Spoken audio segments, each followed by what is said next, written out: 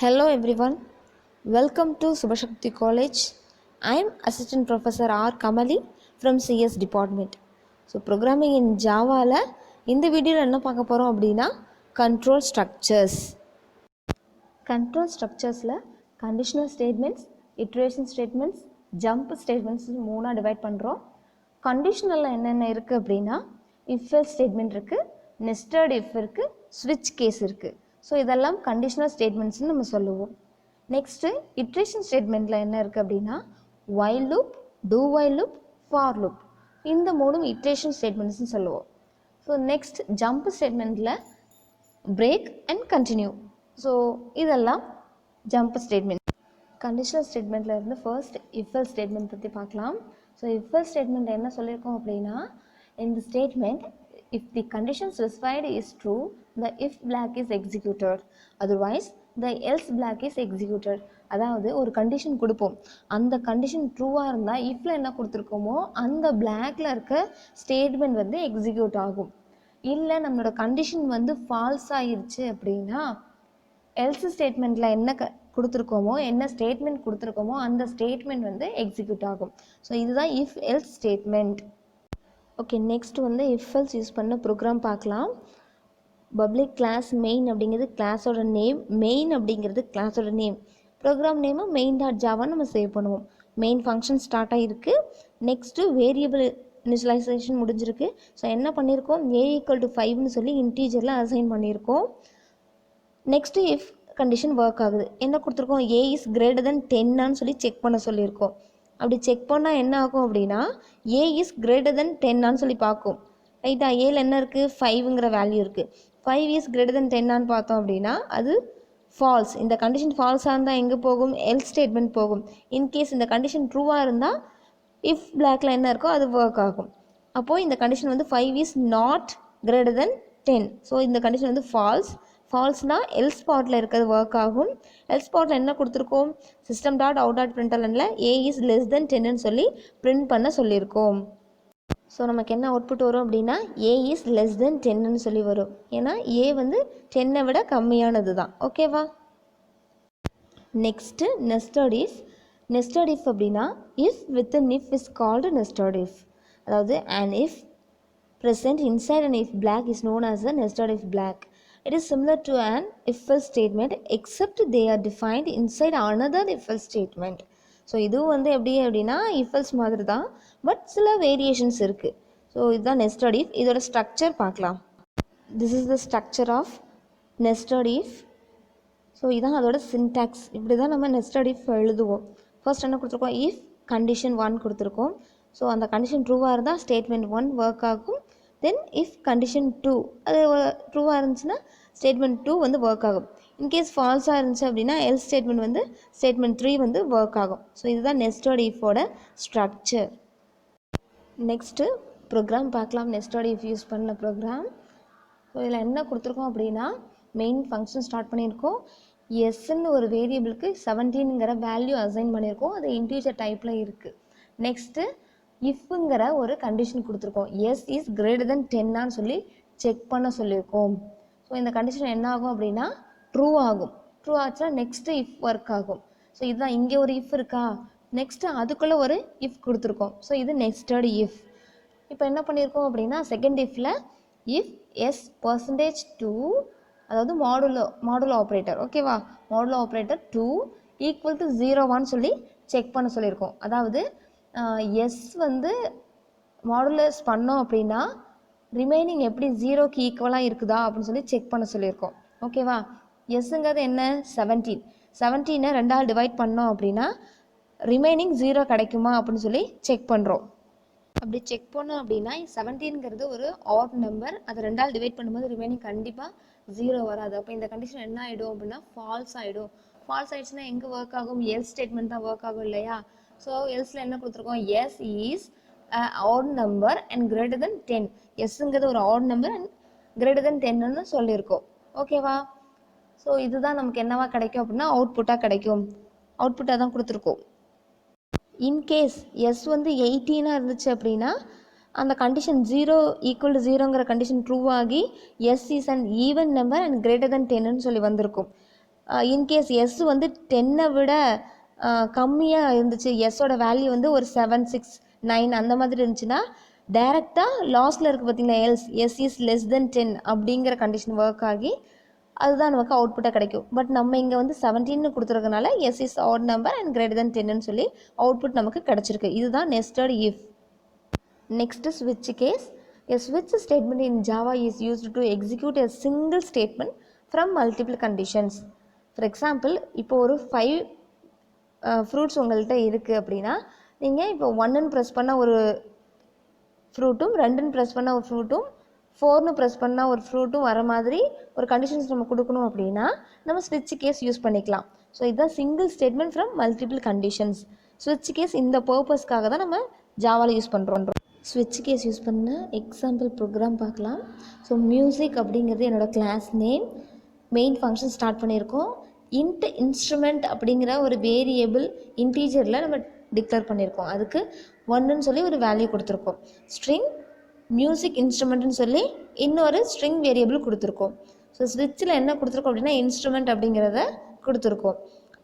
Case 1ல் music instrument equal to guitar, next break பண்ணியிருக்கோம். Next case 2ல் piano கொடுத்துருக்கோம், பிரேக் கொடுத்தாச்சு.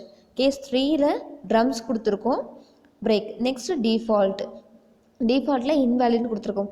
அதாவது நம்ம 3 கேஸ் தான் கொடுத்துருக்கோம். இந்த 3ல் தான் நம்ம என்ன பண்ண முடியும், ஒன்று சூஸ் பண்ண முடியும். 3க்கு மேலே போச்சு அப்படின்னா நமக்கு டிஃபால்ட்டில் என்ன இருக்கோ அதுதான் அவுட்புட்டாக கிடைக்கும். ஓகேவா? லாஸ்ட்டில் என்ன கொடுத்துருக்கோம், சிஸ்டம் டாட் அவுட் டாட் பிரிண்டர்ல மியூசிக் இன்ஸ்ட்ருமெண்ட் எதை செலக்ட் பண்ணிக்கோமோ அந்த கேஸ் 1 செலக்ட் பண்ணால் கேஸ் 1ல் என்ன மியூசிக் இன்ஸ்ட்ருமெண்ட் இருக்கோ அது அவுட்புட்டாக கிடைக்கும். இல்லை செகண்ட் செலக்ட் பண்ணியிருந்தோம், செகண்டில் இருக்க பியானோ கிடைக்கும். தேர்டு செலக்ட் பண்ணியிருந்தோம் அப்படின்னா ட்ரம்ஸ் கிடைக்கும். இந்த 3மே இல்லாமல் நம்ம செலக்ட் பண்ணியிருந்தோம் அப்படின்னா இன்வேலிடுங்கிற அவுட்புட் நமக்கு கிடைக்கும். ஓகேவா? இப்போ நான் என்ன கொடுத்துருக்கேன் அப்படின்னா இன்ஸ்ட்ருமெண்ட்டில் 1ன்னு சொல்லி கொடுத்துருக்கேன். 1ன்னு கொடுத்ததுனால கேஸ் 1 தான் வந்து எக்ஸிக்யூட் ஆகும். அப்போ எனக்கு அவுட்புட் என்ன கிடைக்கும் அப்படின்னா கிட்டார்னு கிடைக்கும். ஸோ அவுட்புட் கிட்டார்னு கிடச்சிருக்கா. இன்கேஸ் நான் கேஸ் 3 கொடுத்துருந்தேன், அதாவது இன்ஸ்ட்ருமெண்ட்டுக்கு 3ன்னு கொடுத்துருந்தேன் அப்படின்னா ட்ரம்ஸுங்கிறது என்னோடய அவுட்புட்டாக வந்திருக்கும்.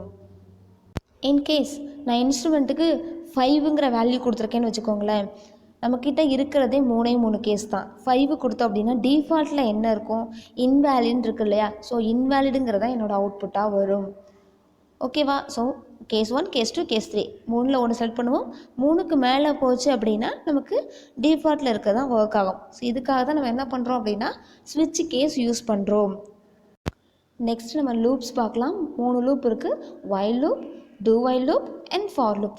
அதில் ஃபர்ஸ்ட் நம்ம என்ன பார்க்க போகிறோம் அப்படின்னா வைல் லூப். வைல் லூப்பில் என்ன யூஸ் பண்ணுறோம், எதுக்காக யூஸ் பண்ணுறோம் அப்படின்னா ஸோ கண்டிஷன் செக் பண்ணும். கண்டிஷன் எப்போ ஃபால்ஸ் ஆகுதோ அது வரைக்கும் என்ன ஆகும் அப்படின்னா அந்த லூப் எக்ஸிக்யூட் ஆகும். எப்போ ஃபால்ஸ் ஆகுதோ அந்த டைமில் அது வெளியே வந்துடும். ஸோ இதுதான் அங்கே கொடுத்துருக்கோம். If the condition is true the code is executed. This process is continued until the specified condition turns out to be false. Okay, so இதுதான் வைல் லூப்போட ஸ்ட்ரக்சர். ஃபஸ்ட்டு கண்டிஷன் ட்ரூவாக இருந்துச்சு அப்படின்னா ஸ்டேட்மெண்ட் இன்சைட் லூப். ஸோ இல்லை என்ன statement கொடுத்துருக்கோமோ அது work ஆகும்.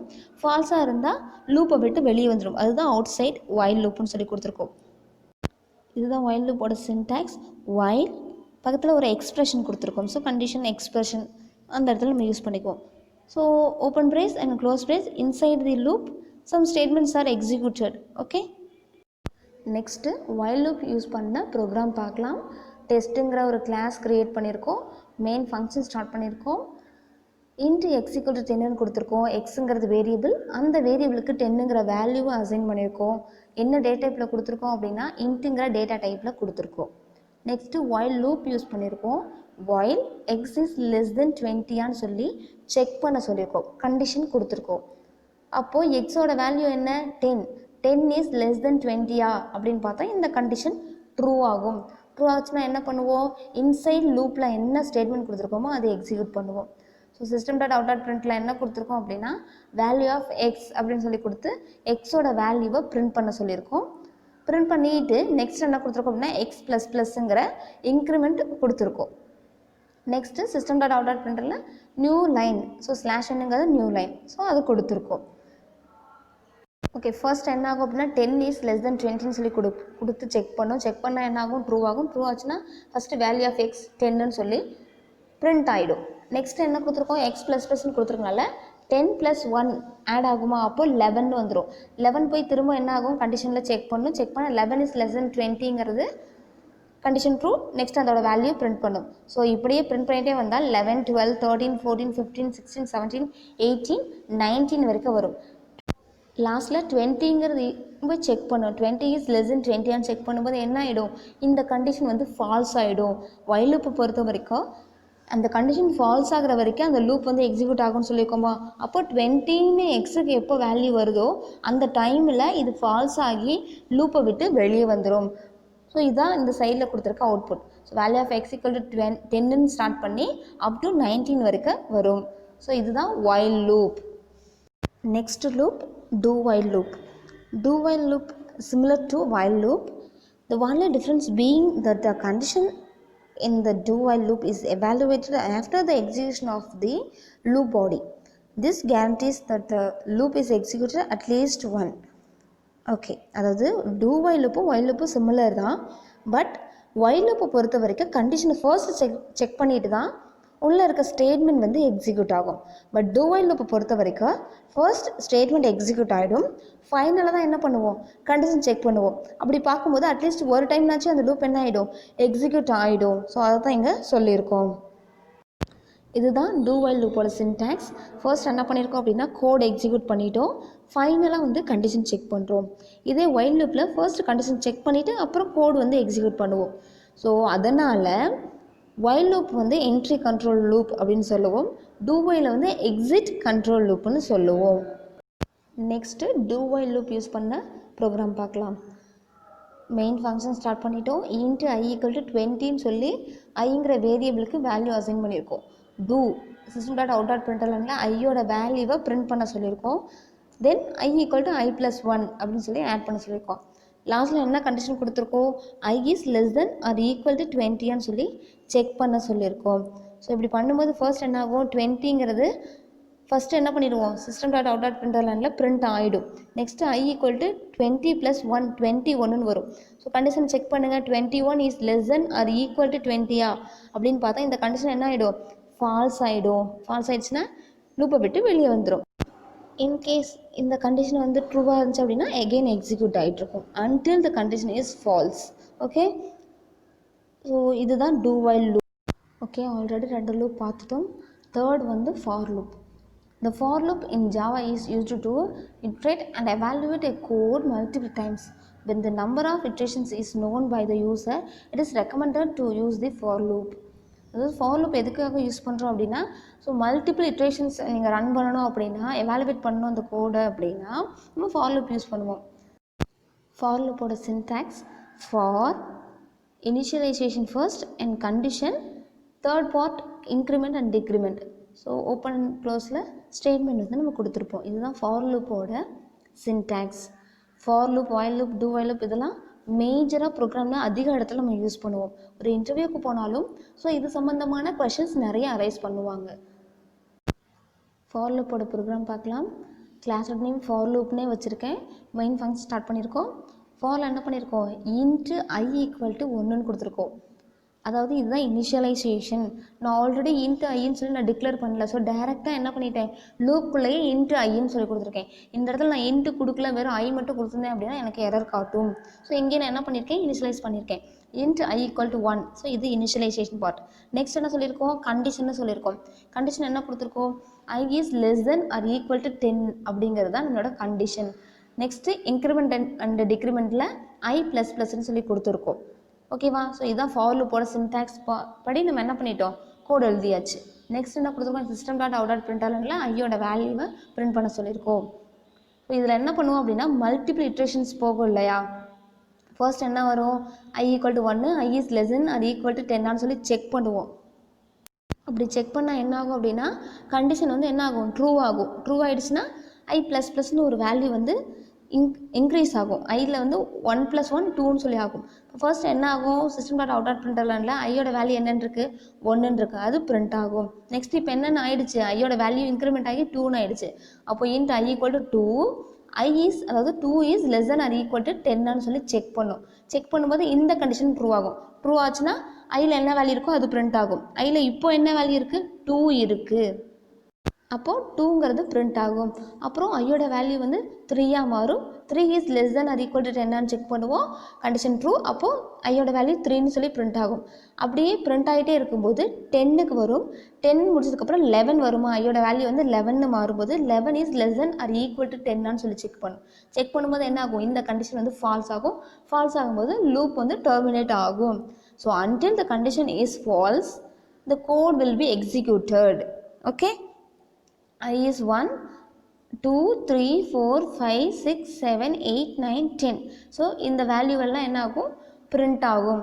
So இந்த மாதிரி மல்டிபிள் இட்ரேஷன்ஸுக்காக தான் நம்ம என்ன பண்ணுறோம் அப்படின்னா ஃபார் லூப் யூஸ் பண்ணுறோம். நெக்ஸ்ட்டு ஜம்ப் ஸ்டேட்மெண்ட்ஸ் பார்க்கலாம். ஜம்ப் ஸ்டேட்மெண்ட்டில் first break. The break statement in Java is used to terminate a loop and break the current flow of the program. ஒரு லூப்பை டெர்மினேட் பண்ணுறதுக்காகவும் அந்த ப்ரோக்ராமோட ஃப்ளோவை பிரேக் பண்ணுறதுக்காகவும் நம்ம இந்த பிரேக் ஸ்டேட்மெண்ட் யூஸ் பண்ணுவோம். ஒரு எக்ஸாம்பிள் ப்ரோக்ராம் பார்க்கலாம். வழக்கம் போல் கிளாஸ் க்ரியேட் பண்ணிட்டோம், மெயின் ஃபங்க்ஷன் ஸ்டார்ட் பண்ணிட்டோம், ஃபார் லூப் கொடுத்துருக்கோம். Int i = 5, i is less than 10, i++ன்னு சொல்லி கொடுத்துருக்கோம். அதுக்குள்ளே என்ன கொடுத்துருக்கோம் அப்படின்னா இஃப் கண்டிஷன் கொடுத்துருக்கோம். இஃப்பில் i = 8 சொல்லி செக் பண்ணுறோம். செக் பண்ணும்போது என்ன கொடுத்துருக்கோம், பிரேக்குன்னு கொடுத்துருக்கும்போது இந்த இடத்துல வந்து என்ன பண்ணுறோம், இந்த லூப்போட ஃப்ளோவை வந்து பிரேக் பண்ண சொல்கிறோம். ஓகேவா. அப்போது 8க்கு முன்னாடி இருக்க வேல்யூஸ் மட்டும்தான் என்ன ஆகும், 5 to 8 அந்த பிட்வீனில் இருக்க வேல்யூ வந்து தான் நமக்கு அவுட்புட்டாக கிடைக்கும். அப்போது 5, 6, 7 ஸோ இது 3 தான் நமக்கு என்னவா கிடைக்கும், அவுட்புட்டாக கிடைக்கும். Next continue. ஸோ இது ஒரு ஜம்ப் ஸ்டேட்மெண்ட் தான். To jump to the next iteration of the loop we make use of the continue statement. So நீங்கள் வந்து நெக்ஸ்ட் இட்ரேஷனுக்கு மூவ் பண்ணணும் அப்படின்னா இந்த கண்டினியூங்கிற ஸ்டேட்மெண்ட்டை யூஸ் பண்ணிக்கலாம், அதாவது ஜம்ப் பண்ணி போகிறதுக்காக. This statement continues the current flow of the program and skips a part of the code at the specified condition. So skip பண்ணுறதுக்காகவும் என்ன பண்ணுறோம், கண்டினியூங்கிற ஜம்ப் ஸ்டேட்மெண்ட் யூஸ் பண்ணுறோம். நெக்ஸ்ட்டு ப்ரோக்ராம் பார்க்கலாம். ப்ரோக்ராமில் ஃபர்ஸ்ட் என்ன பண்ணியிருக்கோம் அப்படின்னா ஃபார் லூப்பில் கொடுத்துருக்கோம் இல்லையா, k = 5, k is less than 50னா k++ அப்படின்னு சொல்லி கொடுத்துருக்கோம். அதுக்கப்புறம் ஒரு இஃப் கண்டிஷன் கொடுத்துருக்கோம், k modulo 2 is not equal to 0வா அப்படின்னு சொல்லி செக் பண்ண சொல்லியிருக்கோம். இந்த இடத்துல தான் என்ன கொடுத்துருக்கோம், கண்டினியூங்கிற ஜம்ப் ஸ்டேட்மெண்ட் யூஸ் பண்ணியிருக்கோம். ஸோ அப்படி யூஸ் பண்ணால் என்ன அவுட்புட் நமக்கு கிடைக்குது அப்படின்னா 6, 8, 10, 12, 14. ஸோ இதுதான் நமக்கு அவுட்புட்டாக கிடைக்கிது. ஓகே, கண்ட்ரோல் ஸ்ட்ரக்சர்ஸில் எல்லா ஸ்டேட்மெண்ட்ஸும் பார்த்துட்டோம். அண்ட் நெக்ஸ்ட்டு அரேஸ் பற்றி நெக்ஸ்ட் வீடியோவில் பார்க்கலாம். தேங்க்யூ.